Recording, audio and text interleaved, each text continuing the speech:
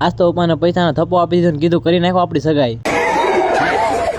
હું ગામડેથી ઓફિસે આવ્યો એટલે ભાઈબંધ બાકાજી બોલાવે. જય દ્વારકાધીશ બધાને. ગામડે બહુ રોકાઈને પછી ઓફિસે જવામાં બહુ બળ પડે, પણ જવું તો પડે. ઓફિસે આવ્યા એટલે મશીનના સકડા ફરતા હતા. કેટલા દિવસથી ગામડે હતો એટલે લેન્સ કોઈ સાફ નહીં કર્યો હોય તો આપણે પહેલા ખોલીને લેન્સની સાફ સફાઈ કરી નાખી. લેન્સની સાફ સફાઈ કરવાથી શરમાશો નહીં, શરમાવાનું કોઈ બીજું તો સાફ નહીં કરી જાય, આપણે જ કરવા દો. 10 મિનિટ વાટ જોઈ તો મશીનના સકડા ફરતા હતા. પછી નીકળી જાવ ઓફિસની બહાર તાજી હવા ખાવા. ગામડે જતો એટલે મશીનના સ્પોટ ને બોટ ને બધું આગો હોઈ ગયું. પછી ખેંચ ખેંચ બધાને ભેગા કર્યા. મજા આયા. હું મજા આવી. વર્ટિકલ તો વિદેશમાં રહેવા વહી ગયો. માઇન્ડ પાછો લાવ્યો. લઈ આવ્યો 112 હીરાનો લોટ ને કરી નાખ્યું ગળિયા બનાવવાનું ચાલુ. સવારમાં એવો શરીરનો લોટ મળ્યો છે, નકરા શરીર વિકત હતા. કોઈક શરીરમાં ઘાયલ થઈ ગયું લાગે. હાવ તેમાં તે ઉખેડીને કાઢવા ગયો તો હીરો જ ખોવાઈ ગયો. પછી ગોતીને ગામ ગાંડું કર્યું. હું ક્યારનો કીબોર્ડમાં ગોતતો હતો, એની મશીન ઉપર કાપડ ઉપર જ પડ્યો હતો. ક્યાં ગુંડા બનેગા રે તું?